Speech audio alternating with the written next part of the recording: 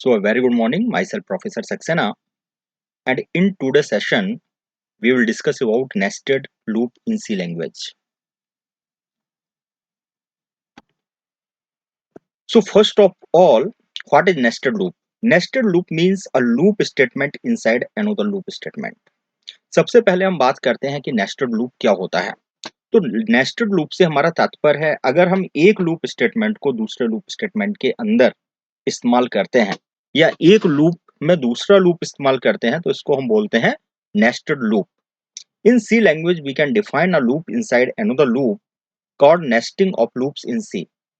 C language में हम एक लूप के अंदर दूसरा लूप डिफाइन कर सकते हैं, इसी को nesting of loops कहा जाता है। In C language, there are no restrictions of defining any number of loops. Is that any number of loop can be defined inside another loop. C language में कोई भी restrictions नहीं है। आप एक लूप के अंदर कितने भी लूप डिफाइन कर सकते हैं। मीन्स आप एक लूप के अंदर दूसरा लूप डिफाइन कर सकते हैं, दूसरे लूप के अंदर तीसरा लूप डिफाइन कर सकते हैं, तीसरे लूप के अंदर चौथा लूप डिफाइन कर सकते हैं। There is no restrictions. Next point discuss करेंगे। In C language we can define any number of loops inside another types of loop. For example, we can define while loop inside a while loop. We can define for loop inside another for loop. C language में हम किसी भी type के loop के अंदर कोई भी type का लूप डिफाइन कर सकते हैं। उदाहरण के लिए हम एक फॉर लूप के अंदर व्हाइल लूप डिफाइन कर सकते हैं या हम एक फॉर लूप के अंदर दूसरा फॉर लूप भी डिफाइन कर सकते हैं। Is that clear? Now this is the syntax of nested loop. There is a outer loop and there is an inner loop. ये आप सिंटैक्स देख सकते हैं नेस्टेड लूप का। जो आउटर लूप है उसको मैंने रेड कलर से शो किया है और जो इनर लूप है उसको मैंने ब्लू कलर से शो किया है। Where outer loop and inner loop can be valid for while and do while loop। अब जो आपका आउटर लूप है वो आपका एक फॉर लूप भी हो सकता है, ठीक इसी तरह इनर लूप भी आपका एक फॉर लूप हो सकता है या व्हाइल लूप हो सकता है या डू व्हाइल लूप हो सकता है। जो आपका आउटर लूप है वो आपका फॉर लूप हो सकता है और जो आपका इनर लूप है वो आपका व्हाइल लूप हो सकता है। इसी तरह आपका आउटर लूप व्हाइल लूप हो सकता है और इनर लूप आपका फॉर लूप हो सकता है। इस तरह के कोई रिस्ट्रिक्शंस नहीं है कि ये फॉर लूप के अंदर दूसरा फॉर लूप ही डिफाइन करेंगे या व्हाइल लूप के अंदर आप दूसरा व्हाइल लूप ही डिफाइन करेंगे। आप व्हाइल लूप के अंदर फॉर लूप डिफाइन कर सकते हैं, आप फॉर लूप के अंदर व्हाइल लूप डिफाइन कर सकते हैं। So there are three types of nested loops: nested for loop, nested while loop, nested do while loop। C language में तीन तरह से नेस्टेड लूप होते हैं। पहला है आपका नेस्टेड फॉर लूप, दूसरा है आपका नेस्टेड व्हाइल लूप और तीसरा है आपका nested do while loop. Now come to the nested for loop. Nested for loop means a for loop inside an another for loop. Nested for loop से हमारा तात्पर्य है कि एक फॉर लूप एक दूसरे फॉर लूप के अंदर डिफाइन किया गया है या आप एक फॉर स्टेटमेंट को दूसरे फॉर स्टेटमेंट के अंदर यूज करते हैं, then it is called nested for. Second point देखें, inside the for loop if we define another loop then it is called nested for loop. कि अगर हम एक फॉर लूप के अंदर कोई दूसरा लूप डिफाइन करते हैं, चाहे वो व्हाइल लूप हो, चाहे वो आपका डू व्हाइल लूप हो, चाहे आपका फॉर लूप हो, तो इसको आप नेस्टेड फॉर लूप कहेंगे। अब आप देखिए इसका सिंटैक्स रेड कलर से है। For initialization, test condition, update control variable, इसके बाद कर्ली ब्रैकेट क्लोज। और ऐसे ही इनर लूप देख सकते हैं आप। फॉर के बाद initialization, test condition, update control variable और इसके बाद आप इनर फॉर लूप के स्टेटमेंट्स लिखेंगे और इनर फॉर लूप को क्लोज करेंगे। फिर इसके बाद आप आउटर फॉर लूप के स्टेटमेंट लिखेंगे और आउटर फॉर लूप को भी आप क्लोज करेंगे। Is that clear? नेक्स्ट देखते हैं। ये एक एग्जाम्पल है जिसकी हेल्प से हमने नेस्टेड फॉर लूप को किस तरह से इस्तेमाल करना है, किस तरह से यूज करना है, कर रहे हैं हम। तो पहला जो इसका स्टेटमेंट है that is include studio dot H. इस स्टेटमेंट की हेल्प से हम स्टूडियो डॉट एच फाइल को इंक्लूड कर रहे हैं। सेकंड स्टेटमेंट है इंटीजर मैन, यहाँ से आपका सी का मैन प्रोग्राम स्टार्ट हो रहा है, इसके बाद curly bracket close. Fourth number की लाइन में आप देखेंगे for integer a equals to 1, a is less than and equals to 10 and a equals to a plus 1। हमने जो आउटर फॉर लूप है उसमें एक कंट्रोल वेरिएबल ए डिफाइन किया है जो इंटीजर टाइप का है और इसकी इनिशियल वैल्यू 1 है। और टेस्ट कंडीशन हमने क्या रखी हुई है कि जब तक ए की वैल्यू 10 से लेस या इक्वल रहती है इस लूप को एग्जीक्यूट करना है। और अपडेशन वेरिएबल को हमने किस तरीके से कंट्रोल किया हुआ है, a equals to a plus 1 means हर साइकिल के बाद जो ए की वैल्यू है वो 1 से इंक्रीमेंट हो जाएगी। मीन्स जो आपका आउटर लूप है वो 10 टाइम्स रन करेगा। फिर इसके बाद हम इनर लूप की बात करते हैं। सिक्स्थ नंबर की लाइन में आप देखें for integer v equals to 1, b is less than and equals to 10 and v equals to b plus 1। एक हमने कंट्रोल वेरिएबल b डिफाइन किया है जो इंटीजर टाइप का है, b की इनिशियल वैल्यू 1 है। यह लूप जब तक रन होगा जब तक b की वैल्यू 10 से कम रहती है या 10 की इक्वल रहती है। और जो आपका अपडेट वेरिएबल है that is v equals to b plus 1, यानी हर साइकिल के बाद जो b की वैल्यू है वो 1 से इंक्रीज हो जाएगी। इसी तरह आपका इनर लूप भी 10 टाइम्स चलेगा। और इसके बाद फिर हमने प्रिंट कराया है प्रिंट एफ परसेंटेज डी और slash t a into b, means a से बी को मल्टीप्लाई करके हम प्रिंट करा देंगे। तो इस तरीके से आपका लूप चलेगा। क्लियर। और इसके बाद हमने कर्ली ब्रैकेट्स क्लोज किया है प्रिंट एफ एन, यानी जैसे ही इनर लूप एंड होगा इसके बाद लाइन चेंज हो जाएगी आपकी। क्लियर। क्योंकि आउटर लूप में सिर्फ एक ही स्टेटमेंट है print f slash n, means जो आउटर लूप है वो क्या करेगा आपकी रो को चेंज कर देगा। क्लियर। और इसके बाद रिटर्न 0 लिखा हुआ है। अब देखते हैं लूप किस तरीके से काम करेगा। सबसे पहले ए की वैल्यू 1 होगी और फिर हम इनर लूप में आएंगे और बी की वैल्यू भी 1 होगी और क्या प्रिंट होगा ए इंटू बी मीन्स 1 प्रिंट हो जाएगा। क्लियर।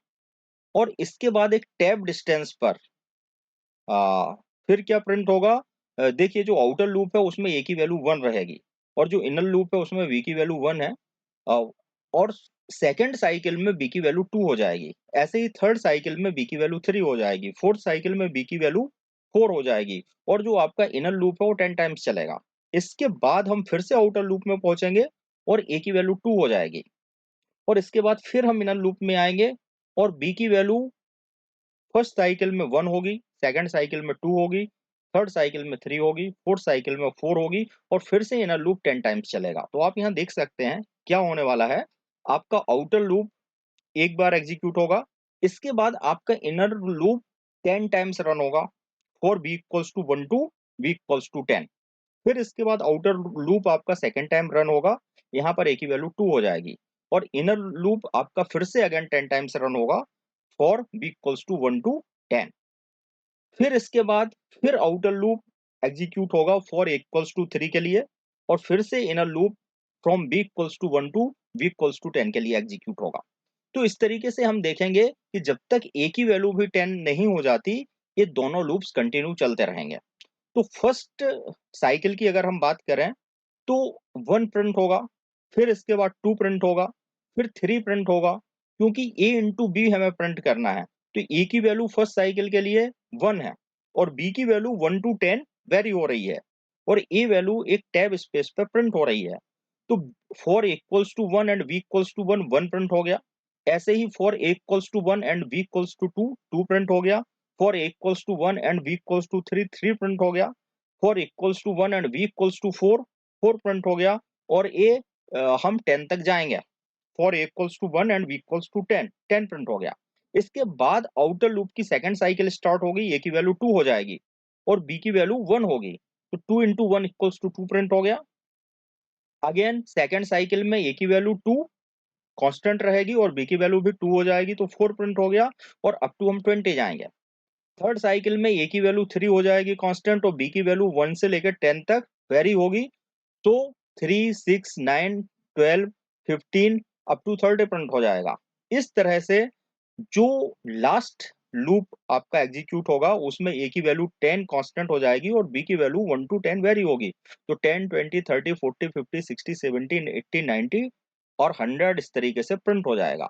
तो इस तरह से हमने देखा कि आप नेस्टेड लूप की हेल्प से किस तरह से कोई टेबल लिख सकते हैं। Is that clear?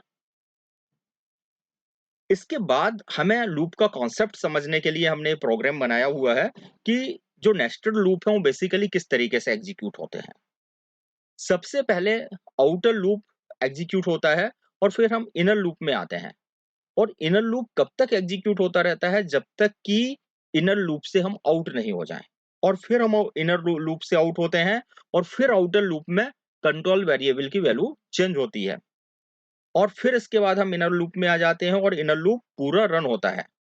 अब इस उदाहरण की हम बात करें, एग्जाम्पल 2, यहाँ पे आप देखिए जो पहला आपका स्टेटमेंट है that is include studio dot H. ये आपका क्या है? हेडर फाइल को इंक्लूड किया हुआ है हमने। फिर इसके बाद इंटीजर मैन, यहाँ से आपका सी का मैन प्रोग्राम स्टार्ट है। कर्ली ब्रैकेट हमने क्लोज किया है और आउटर फॉर लूप में for integer a equals to 1 and a equals to and less than 3 and a equals to a plus 1। हमने आउटर लूप को किस तरीके से डिफाइन किया है? हमने यहाँ एक कंट्रोल वेरिएबल लिया है a, जो कि इंटीजर टाइप है। इसकी इनिशियल वैल्यू 1 है और ई लूप कब तक रन होता रहेगा? जब तक कि a की वैल्यू 3 से लेस या इक्वल है। क्लियर? और हर साइकिल के बाद a की वैल्यू 1 से इंक्रीज हो जाएगी। इस तरह हम कह सकते हैं जो आउटर लूप है वो टोटल 3 टाइम्स रन होगा। क्लियर? और यहाँ पे हम क्या प्रिंट करेंगे? This is outer for loop value of a equals to percentage d and a. जो आउटर लूप है इसके लिए ए की वैल्यू क्या है ये प्रिंट होगा और फिर इसके बाद लाइन चेंज होगी। इसके बाद फिर हम इनर लूप में आएंगे। लाइन नंबर 7 में आप देखें, for integer v equals to 1 and v is less than and equals to 3 and v equals to b plus 1। हमने यहाँ एक कंट्रोल वेरिएबल डिफाइन किया हुआ है जिसकी initial value v equals to 1 है। यह लूप कब तक रन होगा? टेस्ट कंडीशन देखें, b is less than and equals to 3। जो टेस्ट कंडीशन है वो क्या है? जब तक b की वैल्यू 3 से लेस या इक्वल हो जब तक रन होना है। And b equals to b plus 1। और जो आपका इंक्रीमेंट है b का वो कैसे होगा? 1 से। तो जो इनर लूप है वो भी 3 टाइम्स रन होगा। और जब इनर लूप रन होगा तब क्या प्रिंट होगा? This is an inner for loop and value of b equals to percentage d comma b, यानी b की जो भी वैल्यू है वो प्रिंट होगी। इसके बाद हमने कर्ली ब्रैकेट क्लोज किया और फिर जो आपका आउटर लूप है उसको भी क्लोज किया, रिटर्न 0 और ये प्रोग्राम समाप्त। अब ये प्रोग्राम किस तरीके से रन होगा? देखिए इसका आउटपुट देखें सबसे पहले। This is outer for loop value of a equals to 1। ये आपका क्या है? आउटर फॉर लूप है जहां पे वैल्यू ए की वैल्यू क्या है? 1 है। फिर एक बार आप आउटर लूप आपका एग्जीक्यूट हुआ और ए की वैल्यू 1 है। क्लियर? इसके बाद हम इनर लूप में एंटर हो जाएंगे और क्या प्रिंट हो रहा है? This is inner for loop value of v equals to 1। फिर इसके बाद फिर से इनर लूप एग्जीक्यूट होगा। This is inner for loop value of v equals to 2। This is inner for loop value of v equals to 3। तो इस तरह से हमने देखा जो आउटर लूप है वो फॉर इक्वल्स टू 1 के लिए 3 टाइम्स रन होगा। सिमिलरली जो ए इक्वल्स टू 2 है उसके लिए भी 3 टाइम्स रन होगा और ए इक्वल्स टू 3 के लिए भी 3 टाइम्स रन होगा। तो आप फोर्थ नंबर की लाइन देखें आउटपुट में, this is outer for loop value of a equals to 2। तो जैसे ही आपका इनर लूप समाप्त होता है, पूरी तरीके से रन होता है, अब ए की वैल्यू किससे से इंक्रीमेंट हो जाएगी? 1 से। तो अब ए की न्यू वैल्यू क्या हो गई? 2। तो हमने क्या डिस्प्ले किया? This is outer for loop value of equals to 2। फिर इसके बाद 3 बार डिस्प्ले होगा, this is inner for loop value of b equals to 1, this is inner for loop value of b equals to 2, this is inner for loop value of b equals to 3। इसके बाद inner loop and हो गया तो फिर से हम outer loop में आएंगे and this is outer for loop value of equals to 3। अब आपका जो आउटर फॉर लूप है उसमें a की वैल्यू 3 हो गई है। फिर इसके बाद डिस्प्ले होगा, this is inner for loop value of b equals to 1, this is inner for loop value of b equals to 2, this is inner for loop value of b equals to 3। अब इसके बाद a की value भी 3 है और b की value भी 3 है। तो हम inner as well as outer दोनों लूप से बाहर हो जाएंगे। तो इस तरह से इस प्रोग्राम से हमने समझा कि किस तरीके से इनर और आउटर फॉर लूप अगर वो नेस्टेड हम वे में यूज करते हैं तो किस तरीके से एग्जीक्यूट होते हैं। अब इसी को हमने एक्सप्लेन किया है। जो कोड हमने एग्जाम्पल 2 में दिखाया था, उसको हमने एक्सप्लेन किया है। So first the variable of a's initialize to 1, सबसे पहले ए की वैल्यू 1 है। Then program control passes to a is less than and equals to 3 and check whether the condition a is less than or equals to 3 is true or not। हम सबसे पहले a की value 1 initialise करेंगे, इसके बाद condition check करेंगे क्या a की वैल्यू 3 से लेस या इक्वल है। हाँ, ये कंडीशन सही है तो आपका आउटर लूप रन हो जाएगा। Condition a is less than and equals to 3 is true, so the statement associated with outer for loop is executed and print this is outer for loop value of equals to 1। चूंकि ये condition ए की value 3 से less और equal है, ये सही है, तो जो भी आपका स्टेटमेंट एसोसिएटेड है आउटर फॉर लूप से वो एग्जीक्यूट होगा। और क्या प्रिंट होगा? This is outer for loop और value of equals to 1। Clear? अब इसके बाद क्या है, प्रोग्राम का जो कंट्रोल है वो ट्रांसफर हो जाएगा इनर लूप पर। The inner loop will get executed, so a variable b is initialized as v equals to 1 and this inner loop will keep on repeating until the condition b is less than or equals to 3 is true। अब इसके बाद हम inner loop पे हमारा control transfer हो जाता है और b की वैल्यू हमने 1 इनिशियलाइज की है। और जो ये इनर लूप है ये कब तक एग्जीक्यूट होगा? जब तक आपकी test condition b is less than और इक्वल्स टू 3 ट्रू बनी रहेगी। So after each repetition, the value of b is incremented by 1। Her repetition या हर साइकिल के बाद जो b की वैल्यू है वो 1 से इंक्रीमेंट होगी। Every time inner loop repeating the statement associated with inner for loop get executed and print. अब जो आपका इनर लूप होगा उसमें जो भी आपने स्टेटमेंट्स लिखे हैं वो एग्जीक्यूट होंगे और प्रिंट होंगे। तो इनर फॉर लूप क्या करेगा? Print this is inner for loop value of b equals to 1, this is inner for loop value of b equals to 2 and this is inner for loop value of b equals to 3। जैसा कि हमने देखा कि किस तरीके से inner loop से जो एसोसिएटेड आपके स्टेटमेंट्स थे वो एग्जीक्यूट हो रहे थे। So after the execution of inner loop the control moves back to the update of outer loop is that equals to a plus 1। जैसे ही आपका इनर लूप समाप्त होता है, कंप्लीट होता है, तो जो ट्रांसफर है वो फिर से वापस चला जाएगा आउटर लूप में और जो आउटर लूप का कंट्रोल वेरिएबल है उसको 1 से अपडेट कर देगा। मींस अभी ए की वैल्यू इनिशियली 1 थी, अब क्या हो जाएगी? 2 हो जाएगी। So after incrementing the value of loop counter the condition checked again a is less than and equals to 3। फिर से इंक्रीमेंट करने के बाद ये कंडीशन चेक होगी क्या a की वैल्यू 3 से इक्वल या लेस है। अगेन कंडीशन आपकी ट्रूथ है। तो फिर से जो एसोसिएट इंस्ट्रक्शंस हैं आउटर लूप से वो एग्जीक्यूट होंगे और क्या प्रिंट होगा? This is outer for loop and value of equals to 2, जैसा कि हमने देखा। And then inner loop will get executed again और इसके बाद फिर से आपके इनर लूप एग्जीक्यूट होंगे। This process will continue until the condition of outer loop remain true that is a is less than equals to 3। एक एक कब तक एग्जीक्यूट होते रहेंगे आपके लूप? जब तक कि आपके आउटर लूप की कंडीशन जो है is a is less than and equals to 3 सही बनी रहेगी। तो इस तरह से हमने देखा कि जब हम लूप्स को नेस्टेड वे में यूज करते हैं तो किस तरीके से उससे एसोसिएटेड जो इंस्ट्रक्शंस हैं वो एग्जीक्यूट होते हैं, किस तरीके से आपका इनर लूप एग्जीक्यूट होता है और इसके बाद फिर कैसे कंट्रोल आउटर लूप पे ट्रांसफर होता है, फिर किस तरीके से आउटर लूप से जो कंट्रोल वेरिएबल है वो अपडेट होता है और फिर इसके बाद कंडीशन चेक करते हैं और फिर से इनर लूप में आते हैं। हमने इस प्रक्रिया को अच्छे से देखा और समझा एक उदाहरण से भी। अब इसके बाद नेक्स्ट पॉइंट जो हमारा है, for loop with multiple initialization. जो आपका फॉर लूप है इसमें हम मल्टीपल कंट्रोल वेरिएबल्स का इस्तेमाल कर सकते हैं। किस तरीके से कर सकते हैं? यहाँ पे आपको दिखाया गया है। We can have multiple initialization in the for loop is that we can initialize two variable in for loop which is separated by comma। हम for loop में दो वेरिएबल्स को भी एक साथ इनिशियलाइज कर सकते हैं जो कि कॉमा से सेपरेट होंगे। आने वाले उदाहरणों में आपको ये चीज और अच्छे से समझ में आएगी। सेकंड पॉइंट है, for loop with multiple initialization can have multiple test condition which can be combined using logical or and logical and operator.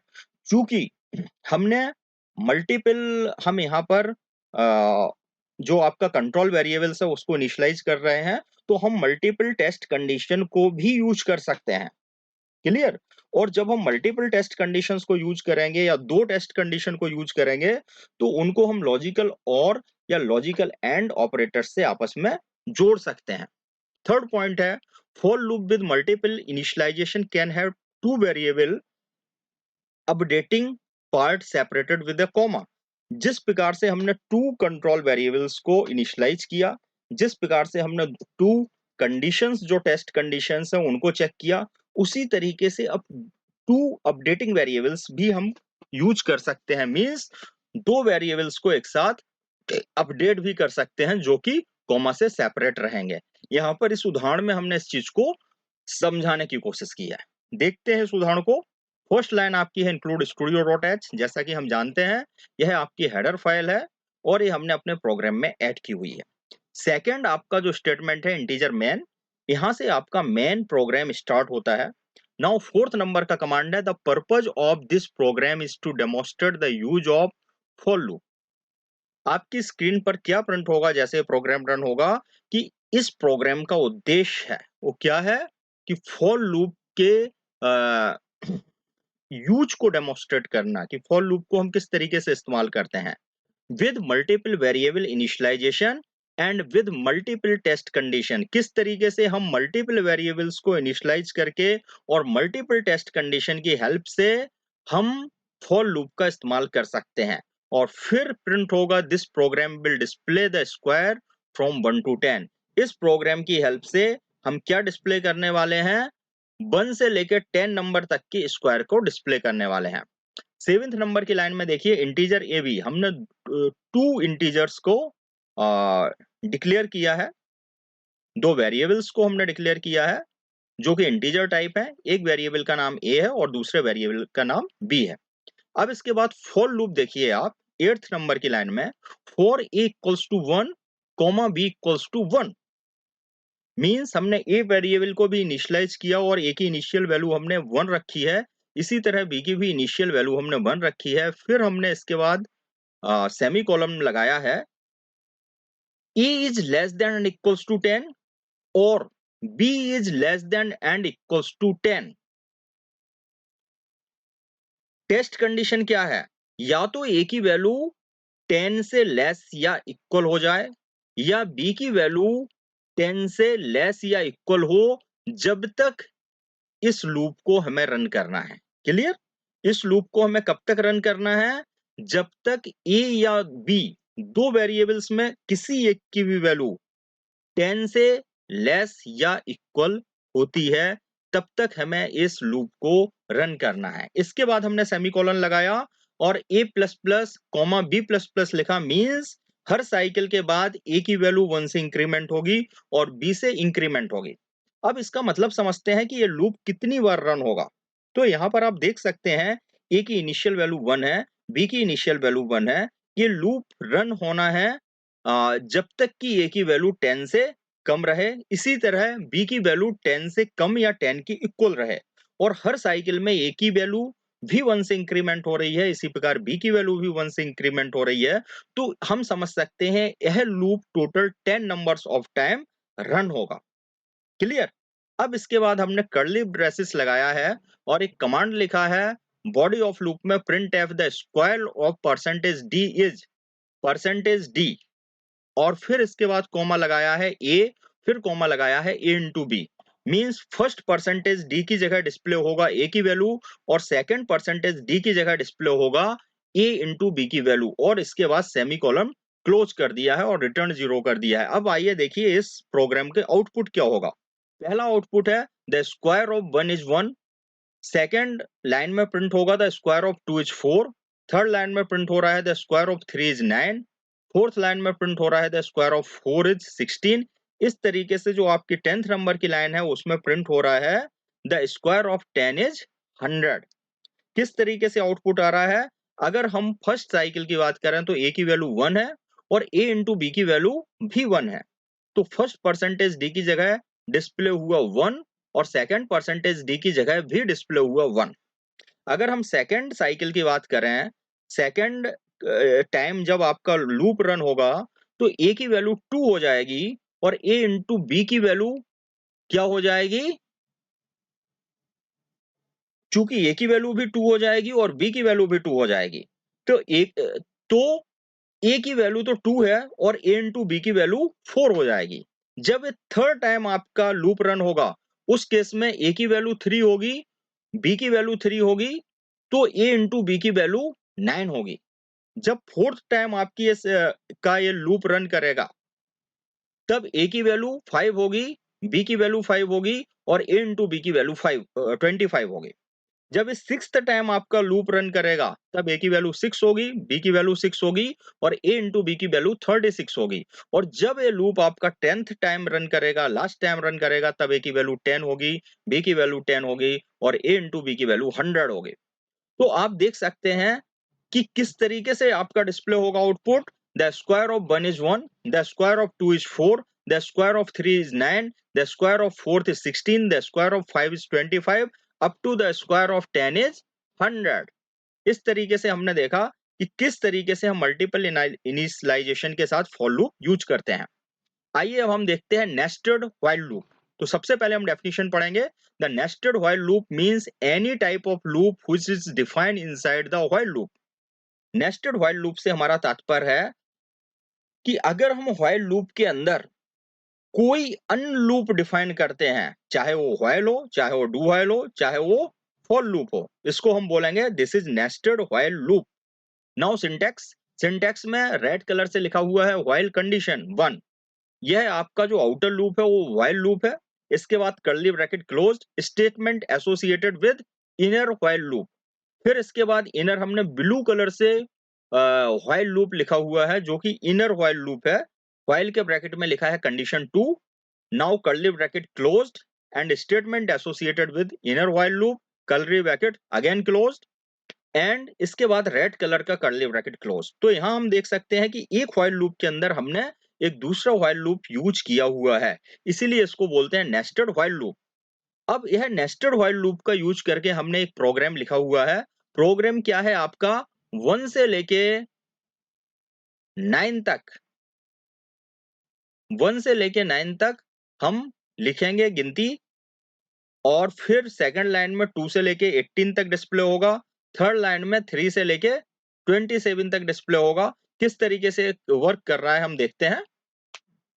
Include studio dot h integer main int 1 equals to int a equals to 1 while a is less than and equals to 10 outer while loop।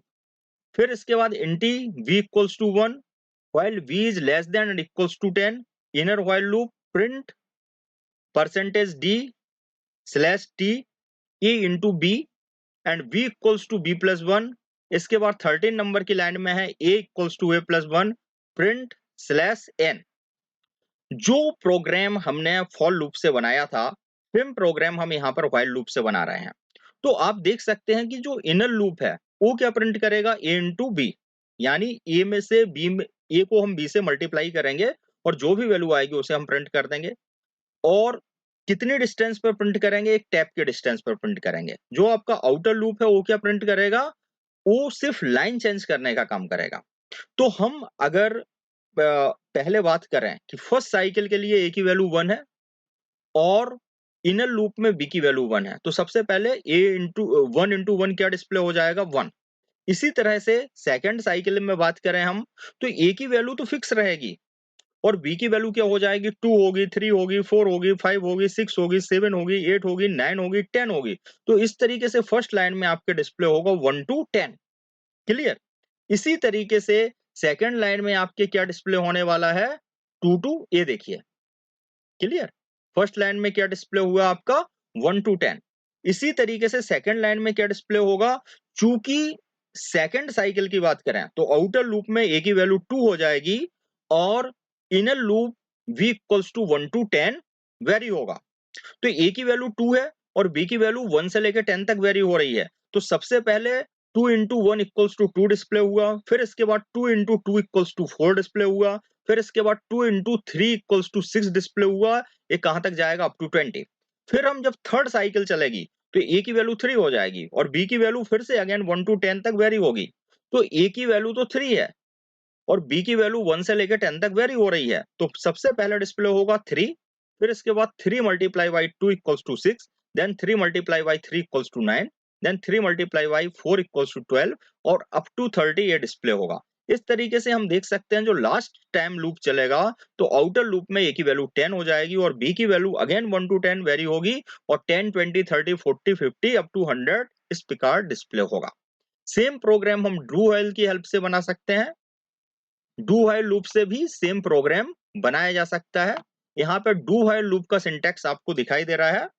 तो सबसे पहले हम definition पढ़ते हैं do while loop क्या होता है। The nested do while loop means any type of loop which is defined inside of the do while loop, यानी डू व्हाइल लूप के अंदर आप अगर और कोई लूप डिफाइन करते हैं then it is called nested do while loop. इसका सिंटैक्स क्या है, सबसे पहले ब्लू कलर से डू लिखा है और कर्ली ब्रैकेट क्लोज, यानी ये आउटर डू लूप है, डू व्हाइल लूप है। इसके बाद फिर हमने डू लिखा है रेड कलर से, इनर लूप स्टेटमेंट्स लिखे हैं और व्हाइल कंडीशन लिखी है। जो रेड कलर की व्हाइल कंडीशन है वो इनर लूप के लिए कंडीशन है। फिर हमने ब्लू कलर से आउटर लूप स्टेटमेंट्स लिखे हैं और फिर इसके बाद व्हाइल के साथ हमने कंडीशन डिफाइन की हुई है ब्लू कलर से, जो कि आपके आउटर लूप की कंडीशन को डिफाइन करता है। सेम प्रोग्राम को एज इट इज हमने डू व्हाइल लूप की हेल्प से बनाया है। तो आप सेम प्रोग्राम को डू व्हाइल लूप की हेल्प से बना सकते हैं, सेम प्रोग्राम को आप फॉर लूप की हेल्प से बना सकते हो, सेम प्रोग्राम को आप व्हाइल लूप की हेल्प से बना सकते हो। तो यहाँ पे देखिए कि सेम प्रोग्राम को हमने डू व्हाइल लूप की हेल्प से बनाया है जो सेम आउटपुट प्रोड्यूस कर रही है। फर्स्ट लाइन में 1 to 10, सेकेंड लाइन में 2 to 20, थर्ड लाइन में 3 to 30 और लास्ट लाइन में 10 to 100 हमने डिस्प्ले कराया हुआ है। तो इस तरीके से हमने देखा कि आप नेस्टेड लूप्स का यूज करके किस तरह प्रोग्राम बना सकते हैं, किस तरह अपनी प्रोग्रामिंग स्किल्स को बढ़ा सकते हैं। नेस्टेड जो फॉर लूप है या डू व्हाइल लूप है या व्हाइल लूप है, इसकी हेल्प से हम पूरी टेबल्स को सिस्टमेटिक फॉर्म में डिस्प्ले करा सकते हैं। और भी प्रोग्राम्स हैं बहुत सारे जो आने वाली क्लासेस में हम डिस्कस करेंगे आपसे। Now come to the assignment work. Write down the answer of following questions and email at vishnunarayan.saxena@gmail.com। आपको एक प्लेन कागज लेना है, उसमें क्वेश्चंस के आंसर लिखने हैं और मुझे ईमेल करना है। फर्स्ट क्वेश्चन है what are the different loops statement available in C. Second question explain the different loop statement with the help of flow chart and syntax. Third question write down the program using for loop, while loop and do while loop. Now thank you so much. अगर आपके मन में कोई confusion या questions है तो आप वह भी मुझे ईमेल कर सकते हैं। Thank you.